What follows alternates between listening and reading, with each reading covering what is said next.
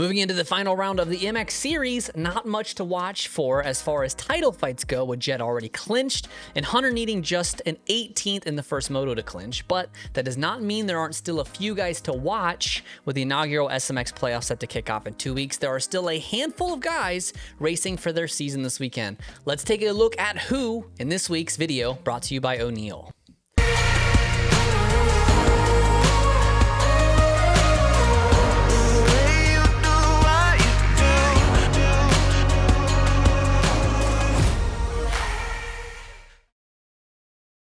Starting in the 450 class, there are 18 guys that have officially clinched their spot in all 3 rounds, and 1 that needs a miracle to lose out. Chase Sexton, Aaron Plessinger, Adam Cianciarulo, Jet Lawrence, Cooper Webb, Dylan Ferrandis, Jason Anderson, Ken Roxon, Eli Tomac, Justin Barcia, Freddie Noren, Grant Harlan, Ty Masterpole, Garrett Marchbanks, Justin Hill, Kyle Chisholm, Dean Wilson, and Shane McElrath are locked in. Colton Nichols and Josh Hill are currently occupying the last 2 spots, with Jose Butron and Phil Nicoletti the only 2 still left within striking distance of the top 20. Butron needs just 12 points to pass Josh Hill and claim the final spot, with Phil a long shot needing to finish top 4 in both motos, which is something he has done before, but not likely something we will see this weekend at Ironman. That leaves Christian Craig, Lorenzo Locurcio, Kevin Morans, Derek Drake, Justin Starling, Benny Bloss, Joey Savacci, and Romain Pep, joining Phil and either Butron or Hill in the top 30 and headed to the LCQ. But it's not quite that easy yet. Obviously, Eli Tomac will not be racing as he recovers from a ruptured Achilles, but instead of moving everyone up 1 spot, the rule states that instead an 11th rider will be added to the LCQ, with 3 riders qualifying for the main events instead of 2.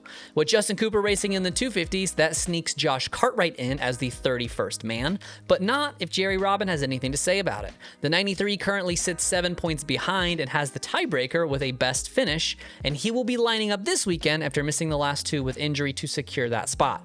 But the silly doesn't stop there, as the rule also states anyone injured or otherwise not able to race will be replaced with an alternate.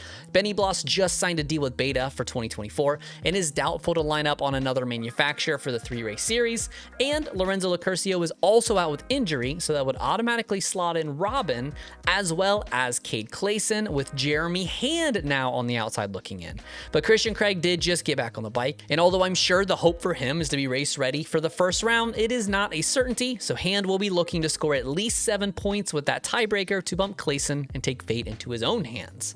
The 250 class, on the other hand, somehow both clearer and more chaotic at the same time. Hunter Lawrence, Hayden Deegan, RJ Hampshire, Levi Kitchen, Joe Shimoda, Maximus Voland, Tom Vial, Justin Cooper, Jordan Smith, Jet Lawrence, Jalik Swoll, Talon Hawkins, Max Anstey, Ryder D, Carson Mumford, Pierce Brown, Dylan Schwartz, Caden Braswell are all locked in, with Chance Hymas and Enzo Lopes on the bubble. Seth Hamaker currently sits just 16 points behind Lopes, but is lacking the tiebreaker, meaning he needs 17 this weekend to bump Enzo. Meanwhile, Derek Kelly is a long shot, sitting 23 points out, but technically he is still alive.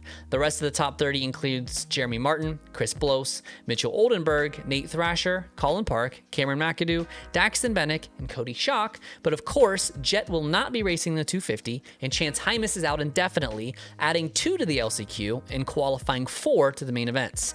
Jeremy Martin and Nate Thrasher are out of the LCQ as well with injury, and that adds another 2. That bumps Styles Robertson, Cole Thompson, Henry Miller, and Austin Faulkner into the fray, but the rest of that LCQ is a mess as well. Blose retired last year and was simply a fill-in for Pro Circuit this season, so he could be out. Colin Park switched teams for World Supercross, but with their recent rumors, he could potentially ride that bike for SMX instead. Cody Schock signed off after Salt Lake with a see ya next year.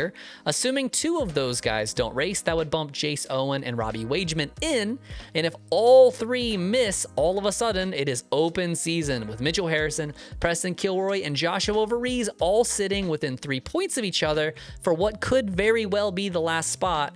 Let the chaos ensue.